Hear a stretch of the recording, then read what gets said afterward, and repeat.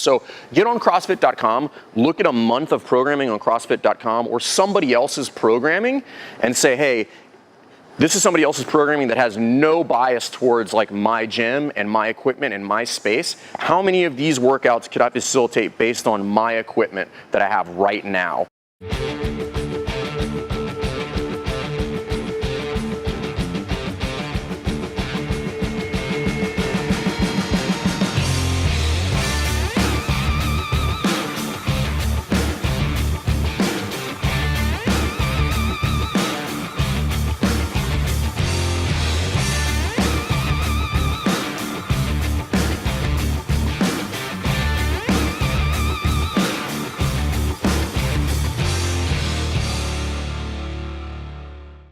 All right, guys, welcome back to Jerk Block Talk. I'm Jason Fernandez. We are here at CrossFit Rife. Today, I want to talk a little bit about how to figure out what equipment you should be buying. So at some point, either when you're starting your gym or when you're growing your gym or when you're replacing your equipment, you'll have to start prioritizing what equipment you're gonna buy and what that should be. And a lot of people fall off and they're like, I don't know what to do, and they get confused and it gets a little bit of overwhelming. So there's some basic principles when buying equipment. First and foremost, if you're not budgeting to get equipment, you should. So if you look around our gym, like all of this stuff, like we have a budget for our like monthly gym. When we buy new equipment for the weightlifting team, or if we want to paint, like when we painted up here on the walls and stuff like that, all of that stuff is factored into our budget that we do on a monthly basis. You can adjust that however you want based on where you're at and how you start the budget, but ours is about 9% of gross revenue, so it's a pretty substantial figure. I'll do another video on how to figure that out and what's an appropriate budget, but what it'll do is it'll get you in the habit of spending on space upgrade and equipment upgrades. So budget first, that way it's not like all of a sudden spur of the moment thing. We're like, oh, I need new barbells. You can systematically do that throughout the course of the year. The best way to figure out what equipment you should buy next is when you're running your classes, look at the previous month programming or look at the upcoming month programming and look at all of your pain points within your class. So for instance, a perfect pain point would be rowers would be a good one, actually rowers and dumbbells. So if you're programming these two things on a monthly basis, you can look at how many of those pieces of equipment you have and then how many members you have or what your average attendance is per class. And you can say, hey, when this comes up, I never have enough equipment, right? So that can go up on the list as like, we need more rowers, or the same thing for barbells. We need more barbells, or we run out of weight. We need more weight. So whatever it is, whether it's barbells, we need to upgrade the space, figure out what your pain points are. I would start with equipment first, and then you can shift to like beautification projects, things of that nature.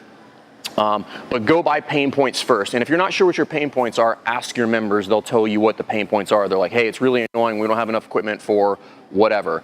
Start there. Once you have that list of items, then what you should do is probably have to look at it based on price. Like, okay, if I need 7 new barbells, it's gonna cost me about $1,400, maybe $2,000. So start budgeting how long it's gonna take you to save for that. On the bigger purchases, like if I wanted to buy a fleet of rowers, or we're getting ready to buy a fleet of assault bikes, buy them in chunks. Like you don't have to save all of the money to buy the 10 assault bikes that you want. We're gonna buy ours in probably like 2 or 3 a month, and I'll be done, a worst case scenario, in 4 months, I'll have the fleet of assault bikes that I wanted. If you're not really sure what equipment you need, a really easy way to do that is look at your programming and then compare that to a third-party program. So get on CrossFit.com, look at a month of programming on CrossFit.com or somebody else's programming and say, hey, this is somebody else's programming that has no bias towards like my gym and my equipment and my space. How many of these workouts could I facilitate based on my equipment that I have right now? It's just a really good way to get an objective point of view on like what you have or don't have.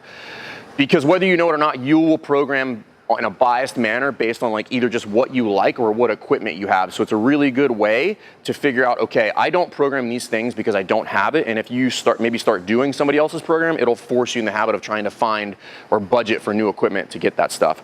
So that's a couple different things about buying new equipment. First, budget it. Second, figure out what your pain points are. And then third, go to like a third-party programming source and just look at it, see how many of those things that you could facilitate based on your equipment in your gym. And that'll help you start rounding out your gym and going from there. Once you've got the equipment that you need, now you can really start focusing on like making the space pretty, working on amenities, or you can kind of sparse those out and do, amenities 1 month, equipment the next month. But either way, you should have a dedicated amount of money that's going to go back into the space on a monthly basis, because that just shows the members that they're getting more and more value every month and that you actually give a shit about your space and their experience when they walk in the door. So if you have any questions about equipment, how to budget for it, what you should get next, there's some do's and don'ts based on like what your budget is, what your space is, things that just don't have great ROI but are kind of sexy that I would just tell you not to buy. So if you have questions about that stuff, go ahead and shoot me a message, drop a question in the comments below. If you like this content, please subscribe to the YouTube channel, and we'll see you next time. Thanks.